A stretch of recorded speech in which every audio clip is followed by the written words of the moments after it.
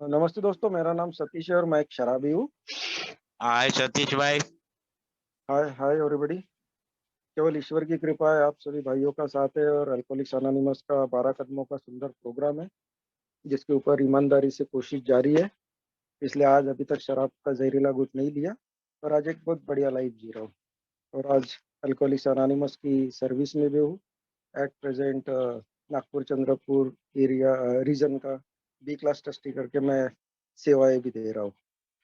तो दोस्तों, सबसे पहले और एक बात बोलना चाहूँगा, सभी मेरे जो भाई आज यहाँ उपस्थित हुए हैं उन सबको बहुत बहुत बधाई देना चाहूँगा, क्योंकि हमारा जो महान ग्रंथ है जिसका नाम है अल्कोहलिक्स अनोनिमस, जिसे हम बिग बुक के नाम से जानते हैं, कल इस महान ग्रंथ ने अपने 84 साल पूरे किए हैं और आज 85 सालों में उसका पदार्पण हुआ है। और यही किताब है दोस्तों कि इसको तो मैं ये मेरा मानना है कि बहुत महान किताब है कि इस किताब के कारण आज लाखों लोगों की जान बची हुई। अब यहाँ उपस्थित कितने लोगों ने ये किताब पढ़ी है मुझे नहीं पता है। शायद कोई कोई तो होगा जिसने अभी तक खरीदी भी नहीं होगी। तो मेरी शुरुआत में मैं विनंती करता हूँ कि जिस किसी ने अगर एक किताब हमारी, जिसे हम बिग बुक कहते हैं, नहीं खरीदी होगी तो खरीद लीजिए और उसको पढ़ने की कोशिश कीजिए।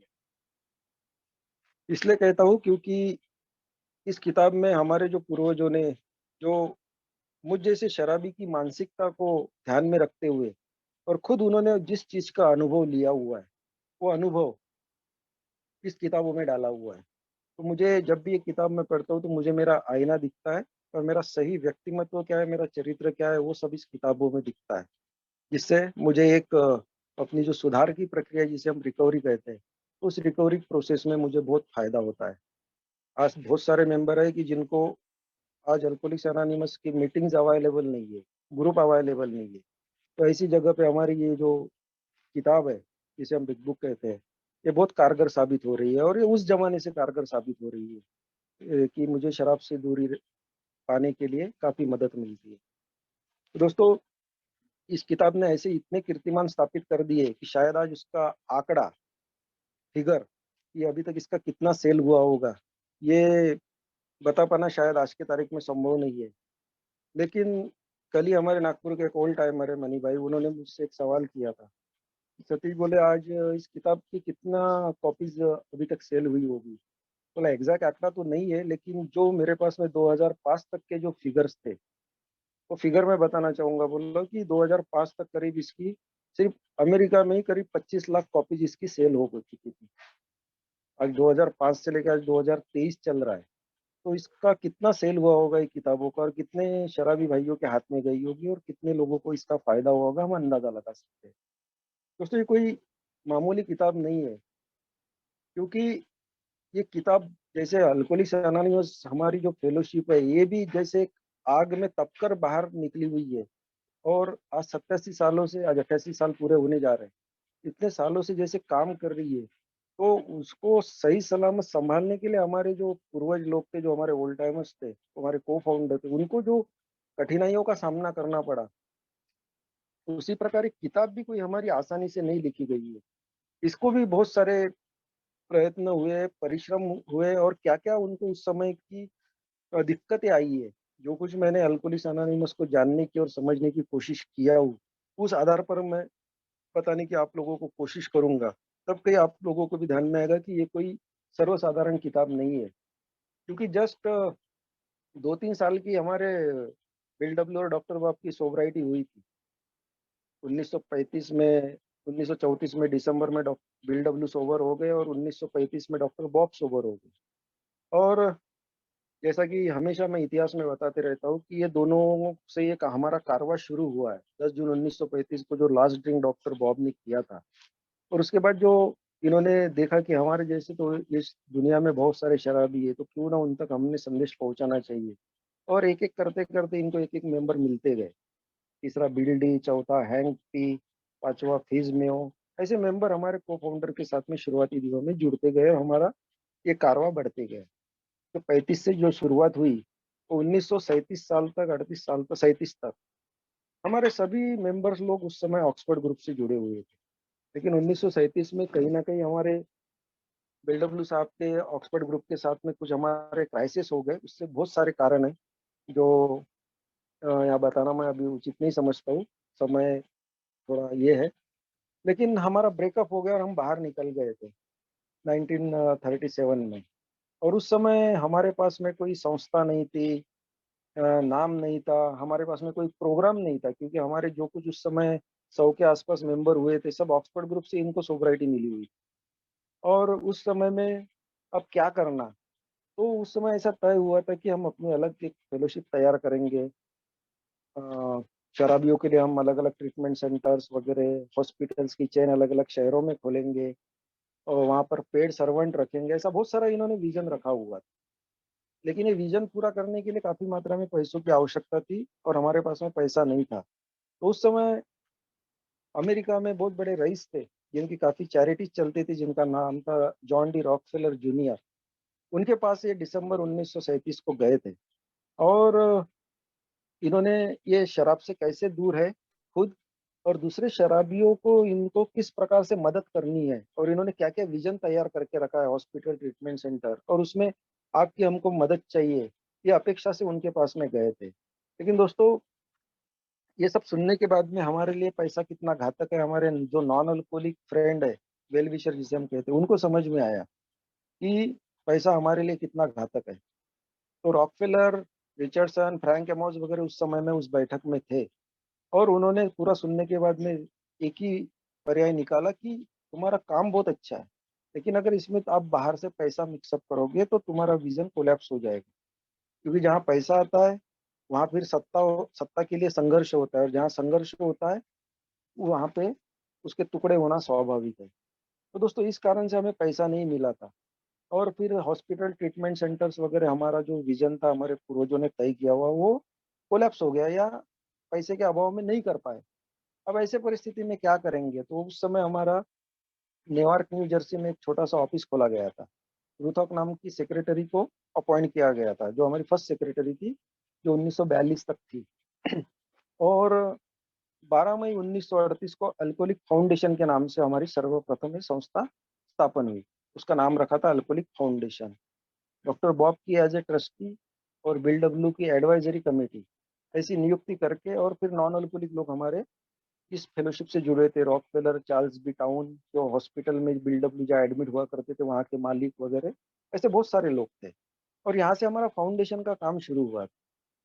अब जब हमने देखा कि अल्कोहलिक्स एनोनिमस को ये अभी भी लिफ्ट नहीं मिली थी, जो ख्याति चाहिए थी वो नहीं मिली थी और सभी मेंबर्स को लग रहा था कि अल्कोहलिक फाउंडेशन का हमको काम भी करना है, पैसा नहीं है हमारे पास में, कैसा करेंगे? और हम संख्या में बहुत कम है, लगभग 100 के आसपास हमारी मेंबरशिप उस समय में हुई थी 1938 तक। तो हमको जो शराब का मार्ग मिला हुआ है, शराब से दूरी का, वो दुनिया में बहुत सारे शराबी हैं, उन तक ये मार्ग हम कैसे पहुँचाएँगे? और हमको ये पॉसिबल नहीं है क्योंकि हम संख्या में कम हैं। तो जो लोग हमारे पास में अभी तक हमसे नहीं जुड़े हुए हैं या उनको ये मार्ग नहीं मिला है, उन तक किस प्रकार से पहुँचा जाए? तो दोस्तों, वहाँ पर ऐसा तय हुआ, क्यों ना हम हमारे अनुभव के आधार पर हमारा खुद का लिटरेचर छापेंगे। और दोस्तों, ये बात सबको अच्छी लगी। या हम जहाँ नहीं पहुँच सकते तो हमारा ये हमारे अनुभव के द्वारा जो छपा हुआ जो हमारा लिटरेचर है, वो ज़्यादा से ज़्यादा लार्ज लेवल तक लोगों तक पहुँचेगा और हमको जो शराब की दूरी का मार्ग मिला है, वो उन तक वो संदेश जाएगा और वो हमसे जुड़ पाएँगे। और दोस्तों, हमारा जो मेन ग्रंथ है जिसे हम कहते हैं बिग बुक, ये किताब लिखने के काम को सर्वप्रथम मान्यता दी गई। सब तैयार हो गए। लेकिन दोस्तों, ये किताब लिखना भी कोई आसान काम नहीं था, बहुत आसानी से नहीं लिखी गई ये किताब। जस्ट आप एक इमेजिन करो कि 2 ढाई साल, 3 साल की सोब्राइटी हमारे ओल्ड मेंबर की और इतना बड़ा विज़न उन्होंने आँखों के सामने में लिया। आज इतने साल की सोब्राइटी होगी लेकिन हमारे से एक कागज़ तक लिखना नहीं होता है। सबसे पहले तो ये प्रॉब्लम था अल्कोहलिक्स अनोनिमस के पास में कि किताब लिखेंगे कैसे? क्योंकि अल्कोहलिक्स फाउंडेशन के उस समय फाउंडेशन नाम था हमारा। अल्कोहलिक फाउंडेशन के पास में जर्नलिस्टिक एक्सपर्ट जिसे हम लेखक कहते हैं, वो नहीं थे। किताब लिखेंगे कैसे? सबसे पहला तो ये प्रॉब्लम था। तो दोस्तों, ग्रुप कॉन्शियस में ऐसा तय हुआ कि हर मेंबर जो है अपने अनुभव खुद लिखेगा। ये तय हुआ।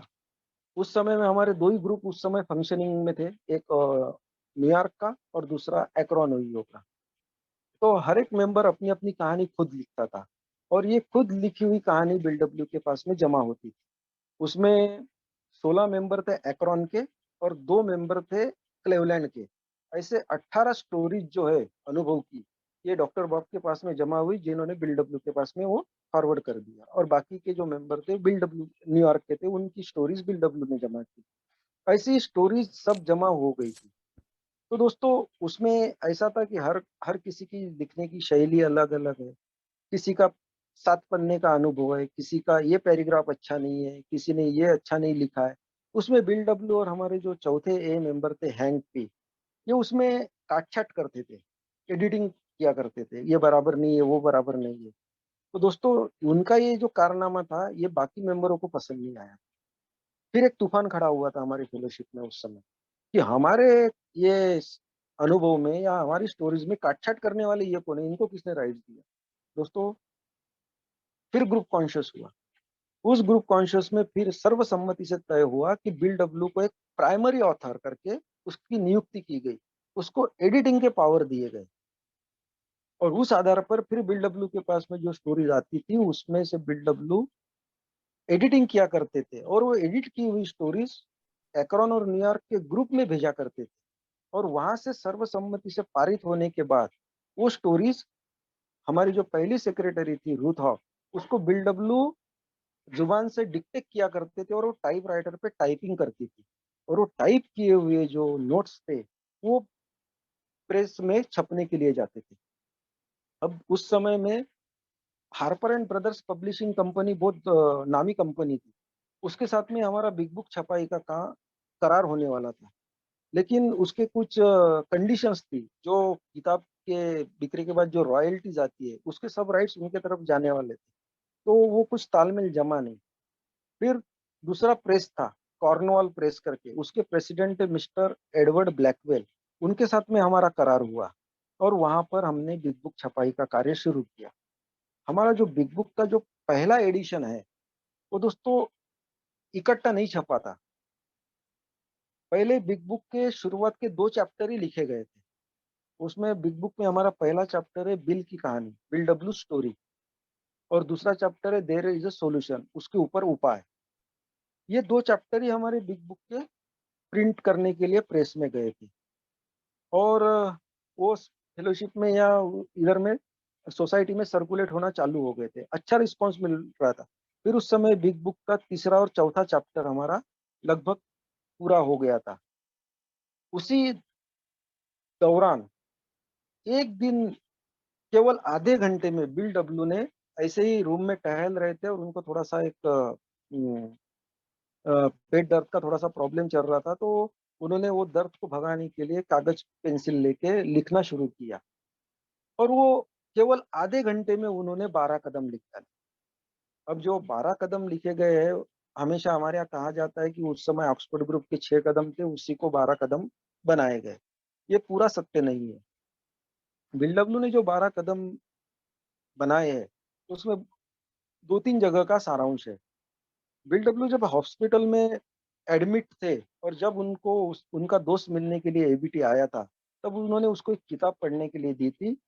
वो थी सन 1902 में लिखी हुई अ, विलियम जेम्स की लिखी हुई किताब थी वेराइटीज़ ऑफ रिलीजियस एक्सपीरियंस। वो किताब का बहुत सारा सारांश बिल डब्ल्यू ने 12 कदम के लिए लिया हुआ है। उसी प्रकार एक लेखक थे ए एजे रसेल करके, उनकी किताब थी फॉर सिनर्स ओनली।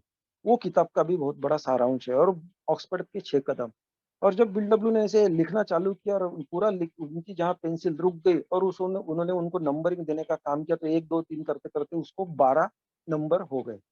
और ये 12 कदमों का पूरा जो सारांश है, बिग बुक का जो 5वाँ चैप्टर है, हाउ इट्स वर्क, ये 5वें चैप्टर में पूरा 12 कदमों का सारांश लिया गया है।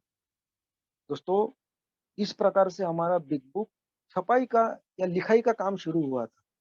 जिस प्रकार से बिग बुक लिखने के लिए हमको अड़चनें जा रही थी, उसी प्रकार बिग बुक छपाई के लिए भी हमको बहुत बड़ी कठिनाई गई। क्योंकि छपाई के लिए भी हमको पैसा चाहिए था और उस समय हमारे पास में पैसा नहीं था।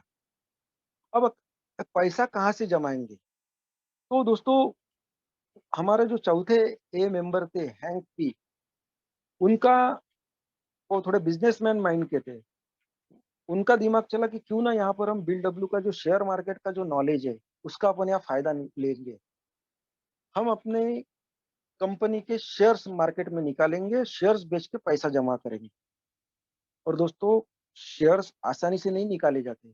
शेयर्स निकालने के लिए कंपनी बनानी पड़ती है और हमारे पास में कोई कंपनी नहीं।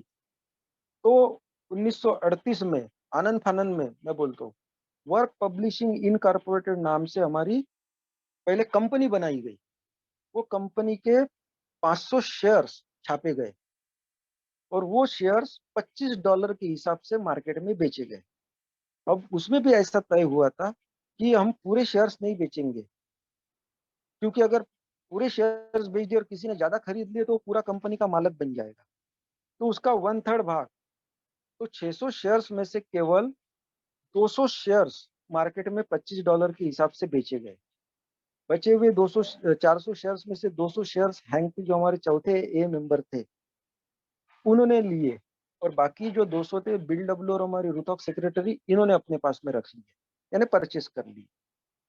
अब वो 200 शेयर्स बेच के $25 के हिसाब से हमारे पास में $5000 जमा हुए थे और वो $5000 इनिशियल स्टेज पे कॉर्नवॉल प्रेस के प्रेसिडेंट थे, उनको एडवांस के तौर पे दिया गया और एडवांस देके हमारा वो बिग बुक छपाई का काम शुरू हुआ था। लेकिन फिर पैसों की तंगी आई, क्योंकि पैसा बहुत लग रहा था। अब वो पैसा कहाँ से जमाएँगे? तो दोस्तों उस समय में जिस हॉस्पिटल में बिल डब्ल्यू एडमिट हुआ करते थे, वहाँ के जो मालिक थे चार्ल्स बी टाउन जिनका नाम था, उनसे दोस्तों $2500 का कर्जा लिया गया। वो $2500 भी हमारे प्रेस को दिए गए। लेकिन फिर भी जब हमारी बिग बुक पूरी छप के तैयार हो गई थी, प्रिंट हो गई थी, तब हमारी पूरी कॉपीज़ हमारी प्रेस में अटक गई थी। तब दोस्तों हमारे जो 5वें ए मेंबर थे, 5वें नंबर के फिज़ मेओ, जो एक सदर्न मिनिस्टर के लड़के थे, उनकी सिस्टर थी एग्नेस जो नॉन अल्कोहलिक थी, उनसे भी $1000 का कर्जा लिया गया और इस प्रकार से हमारा बिग बुक कर्जा लेके शेयर मार्केट शेयर्स बेच के ऐसा पैसा जमा-जमा के हमारा ये बिग बुक छपाई का काम पूरा हुआ। हमारा बिग बुक जनवरी 1939 में पूरा छप के तैयार था, पूरा फाइनल हो गया था। अब आखिरी स्टेज आ गई थी। आखिरी स्टेज ये थी कि ये किताब को नाम क्या देने का। अब दोस्तों 100 के आसपास, जैसे मैंने शुरुआत में बताया, 100 के आसपास मेंबर हो गए थे। तो हर एक मेंबर ने अपने-अपने तरीके से नाम सुझाए। अब इतने मेंबरों ने अपने-अपने तरीके से नाम सुझाने के कारण ढेर सारे नाम आ गए थे। उसमें से कुछ नाम ऐसे थे, बिल डब्ल्यूज़ movement, drunken squad, dry glass, way out, alcoholics anonymous, ऐसे बहुत सारे नाम आए थे। अब इतने सारी संख्या में नाम आने के कारण अब कौन-सा नाम देने का? अब किसी का भी नाम दिया तो कोई दूसरा नाराज़ हो जाएगा। तब क्यों क्यों ना हम अब इसके लिए अपन वोटिंग करेंगे। दोस्तों वोटिंग तय हुआ कि हम वोटिंग करेंगे, जिस नाम को सबसे ज़्यादा वोट मिलेंगे वो नाम हमने अपने किताब को देना तय हो गया। और दोस्तों जब वोटिंग हुई तो 18 वोट मिले वे आउट नाम को और उससे एक कम वोट 17 वोट्स मिले हमारे अल्कोहलिक्स अनोनिमस से नाम को और बाकी नाम को फिर कुछ थोड़े-थोड़े करके। अब सबसे ज़्यादा जो वोट मिले थे वे आउट नाम को। अब वे आउट नाम हमारी इस किताब को देना लगभग फाइनल हो गया था। लेकिन उसी समय किसी एक मेंबर ने एक शंका उत्पन्न की कि क्यों ना बोले हम पहले इसकी एक तहकीकात कर लेंगे कि इस नाम से मार्केट में और कोई किताबें पब्लिश है क्या? तहकीकात कर लेंगे और उसके बाद अपन डिसीजन लेंगे। तो दोस्तों जिस मेंबर का मैंने उल्लेख किया था फिज मेओ का, जो हमारे 5वें मेंबर थे, उनकी सिस्टर जो थी एग्नेस, वो कांग्रेस लाइब्रेरी में काम करती थी एज़ ए असिस्टेंट करके। उसको वहाँ भेजा गया और उसने वहाँ से जो इन्फॉर्मेशन लाई, वो ये थी कि वे आउट नाम से ऑलरेडी 12 से 13 किताबें अलग-अलग लेखक की पब्लिश हो चुकी है। मार्केट में ऑलरेडी पब्लिश है, चल रही है और अल्कोहलिक्स अनोनिमस ये नाम से एक भी किताब नहीं हुई है। तो दोस्तों वो रिपोर्ट आने के बाद में, वो इन्फॉर्मेशन आने के बाद में, हमारे सभी मेंबरों का उस समय के ओल्ड टाइमर का ये कहना था कि हमारा ये पहला लिटरेचर है। ये एक यूनिक होना चाहिए, किसी की कॉपी नहीं होना चाहिए। तो इसलिए वे आउट नाम से ऑलरेडी अलग-अलग ऑथर की किताबें पब्लिश हो चुकी है और अल्कोहलिक्स एनोनिमस की नाम से कोई किताबें नहीं है।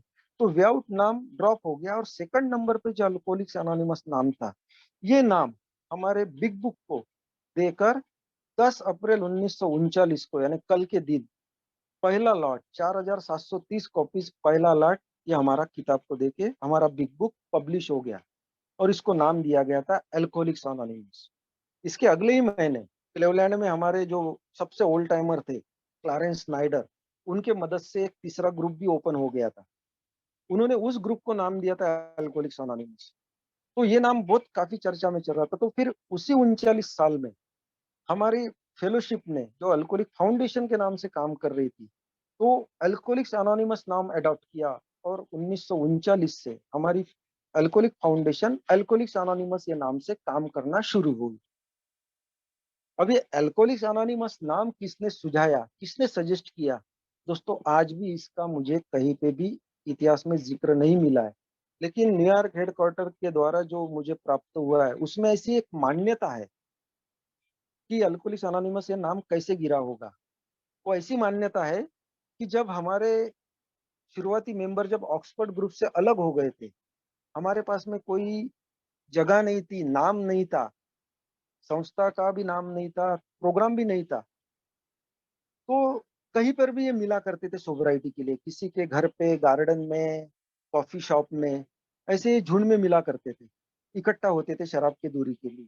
तब इनको समाज से बोलो या ऑक्सफोर्ड ग्रुप के मेंबरों की तरफ से एक प्रकार से एक ऐसा एक स्लोगन मिल गया था, जैसे अपन चिढ़ाते हैं वैसा, नेमलेस बंच ऑफ अल्कोहलिक, यानी बेनामी शराबियों का झुंड। ये नाम से इनको उस समय में पुकारा जाता था। शायद यही नाम से प्रेरित होकर अल्कोहलिक्स अनोनिमस यानी गुमनाम शराबी, ये नाम किसी ने तो भी सुझाया होगा, ऐसी मान्यता है। एग्जैक्ट ये नाम किसने सुझाया, ये अभी भी दोस्तों राज ही है। जैसा रुथॉक सेक्रेटरी का मेरे पास में लेटर है, जो हमारी पहले सेक्रेटरी थी, उस लेटर में उसने जिक्र किया हुआ है कि बगैर बिल डब्ल्यू के हमारी बिग बुक लिखी नहीं जा सकती थी। ये जितना सत्य है, उसी प्रकार हमारा जो चौथा ए मेंबर है हैंक पी, उसके बगैर ये छप ही नहीं सकती थी। यानी इतना उसका इसके छपाई के लिए हमारा जो हैंक पी चौथा मेंबर था, उसका बहुत डेडिकेशन था, उसका बहुत माइंड था और उसके प्रयत्न थे जिसके कारण ये छप पाई है। लेकिन दोस्तों हमारी पहली बिग बुक तो छप गई, उसमें करीब 42 लोगों के एक्सपीरियंस पब्लिश हो गए थे और बिग बुक छपने के बाद उसका सेल चालू हो गया था। उस समय में उसको वो लिफ्ट नहीं मिली थी, लेकिन बाद में ऐसा हुआ कि जितने लोगों के पहले बिग बुक के एडिशन में जितने मेंबर के एक्सपीरियंस पब्लिश है, अनुभव प्रकाशित है, उसमें से लगभग 50% मेंबर बाद में स्लीप हो गए थे। ये भी बड़ा कटु सत्य है।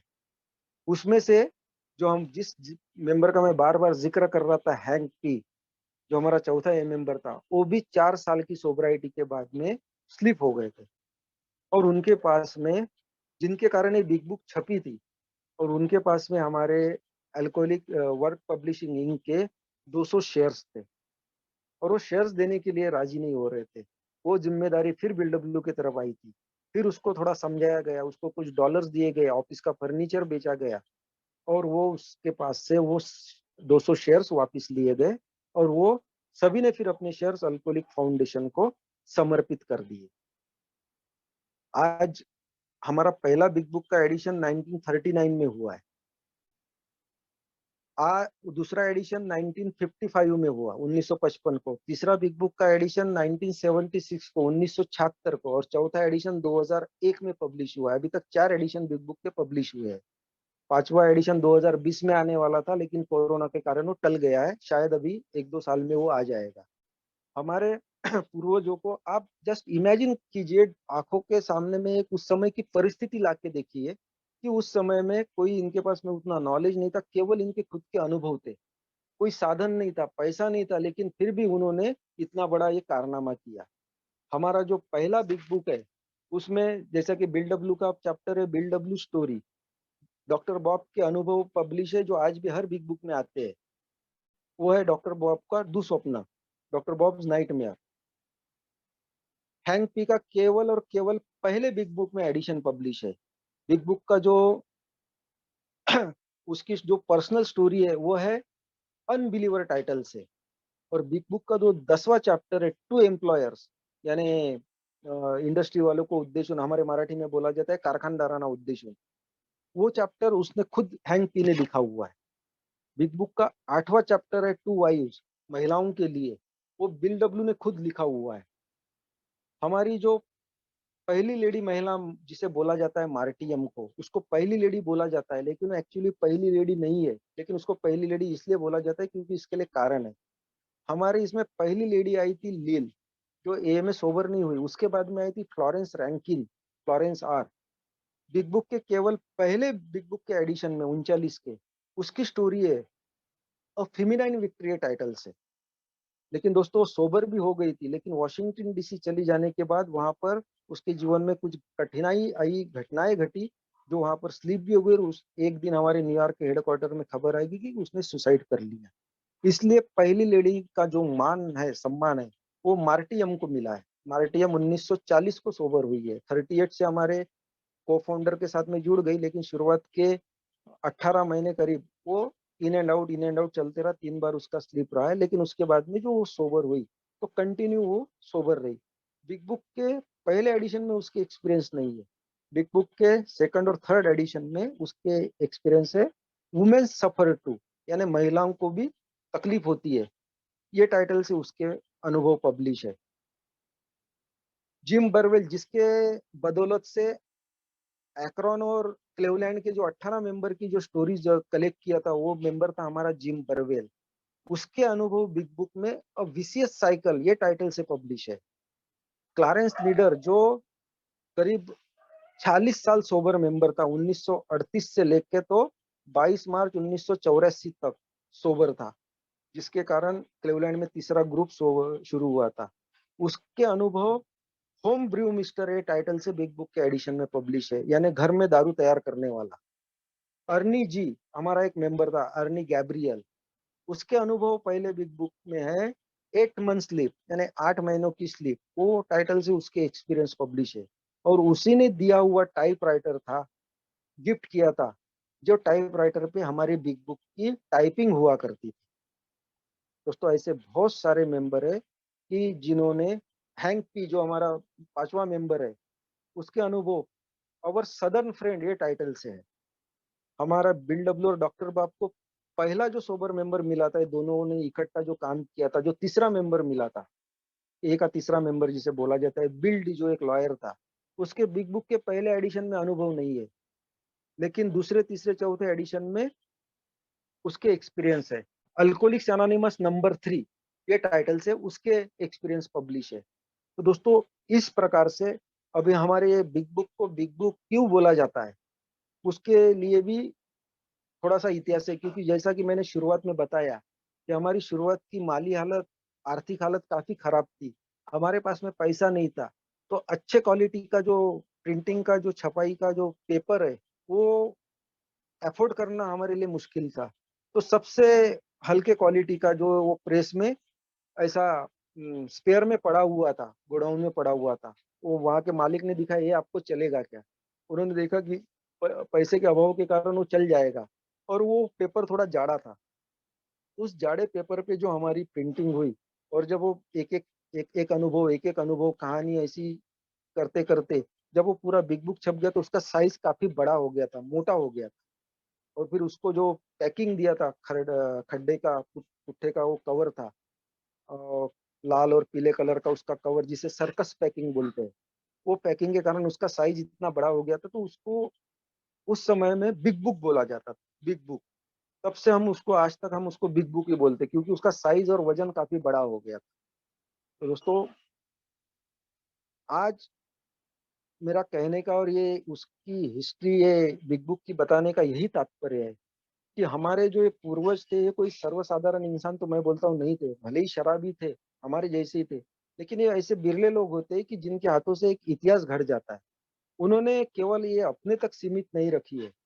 तो ये मुझ जैसे शराबी को किस प्रकार से फायदा होए, इसलिए उन्होंने अपने जीवन की जो कटु से कटु अनुभव थे, और उसके लिए भी उन्होंने इतने परिश्रम करके कि क्या-क्या कर सकते हैं, वो परिश्रम करके जैसा मैंने अपने अभी शेयरिंग में बताया कि क्या-क्या उन्होंने प्रयत्न किए थे। ये ऐसी तकलीफ़ें सहन करके हमारा जो ये महान ग्रंथ है बिग बुक जो हमारे लिए बना के रखा है। आप इमेजिन नहीं करोगे जब हमारे बिग बुक का लिखाई का काम चल रहा था, उसी साल में बिल डब्ल्यू का जो ब्रुकलिन का घर था, वो नीलाम हो गया था और दोनों मियाँ-बीवी बेघर हो गए थे। उस समय उन्होंने वो हैंक पी जो चौथे मेंबर थे उनके घर में बिताया। लेकिन फिर हैंक पी के स्लीप होने के बाद में और बिल डब्ल्यू फिर उसके थोड़े बहुत क्राइसिस होने के बाद में बिल डब्ल्यू ने वो घर भी छोड़ दिया और दूसरे मेंबरों के घर में रह-रह के बिल ने काम किया और 1941 को फिर बिल डब्ल्यू को दूसरा खुद का घर मिला था। यानी मुझ जैसा शराबी अगर उस समय रहता तो पहले तो मैं अपना देखता कि मेरे को घर-बार नहीं है, मेरे को अपना परिवार देखने का है, ये करने का है। लेकिन हमारे पूर्वजों ने, हमारे ओल्ड टाइमर ने, हमारे को-फाउंडर ने वो विचार नहीं किया कि ऐसी भी परिस्थिति में उन्होंने अल्कोहलिक्स अनोनिमस का दामन नहीं छोड़ा। मुझ जैसे शराबी के लिए क्या कर सकते उन्होंने वो अपने पूरे परिश्रम किए और वो महान ग्रंथ उन्होंने रचा कि आज वो किताब ने कितने रिकॉर्ड ब्रेक किए होंगे। आज हमारे पास में उतना एग्ज़ैक्ट मेरे पास में तो भी उतना एग्ज़ैक्ट फिगर नहीं है। लेकिन ये कितने लोगों की जान बचाने का इसने काम किया है और भविष्य में कितने लोगों की जान बचाने का ये कार्य करेगा ये किताब, ये तो ईश्वर को ही पता है। तो जब मैं लिटरेचर में जाता हूँ, क्या होता है यहाँ कहते हैं कि आदमी शायद झूठ बोल सकता है लेकिन किताब झूठ नहीं बोलती है। शायद मैं शेयरिंग के माध्यम से कुछ गलत बातें बोल दूँ, लेकिन वो सही है क्या गलत है, इसकी तहकीकात आप लोग लिटरेचर में कर सकते हो। तो मेरा यही कहना है, हमारे जो सोब्राइटी के जो आधार स्तंभ है, उसमें का एक आधार स्तंभ हमारा लिटरेचर भी है। एक ही मीटिंग, 12 कदमों का प्रोग्राम, मेरा स्पॉन्सर और मेरा लिटरेचर। तो ये 4 खंभों के ऊपर मेरी सोब्राइटी टिकी हुई है। तो उसमें का ये एक जो स्तंभ है वो है लिटरेचर और वो लिटरेचर में भी हमारा बिग बुक कि जिसने बहुत सारे कीर्तिमान स्थापित किए, बहुत लोगों की जान बचाई। जब-जब मैं ये बिग बुक में पढ़ता हूँ, तो ये बिग बुक में मुझे मेरा आईना दिखता है। दोस्तों, समय मीटिंग का होते जा रहा है, बोलने के लिए बहुत कुछ है। मैं थोड़ा लेट जॉइन हुआ उसके लिए मैं माफ़ी भी चाहूँगा और लेकिन मेरे जो कुछ अनुभव थे वो मैंने आपके साथ में साझा करने की कोशिश इसीलिए किया हूँ कि मैं जिस फेलोशिप से जुड़ा हुआ हूँ, उस फेलोशिप के बारे में मैं जानूँ कि मेरे पूर्वजों ने मेरे लिए क्या किया हुआ है। तो मेरे को जब मैं इतिहास में जाता हूँ, हर एक चीज़ का प्रेयर का इतिहास है, प्रियम्बर का इतिहास है, 12 कदमों का है, ट्रेडिशंस का हर चीज़ का इतिहास है, टोकन्स का है, स्लोगन्स का है।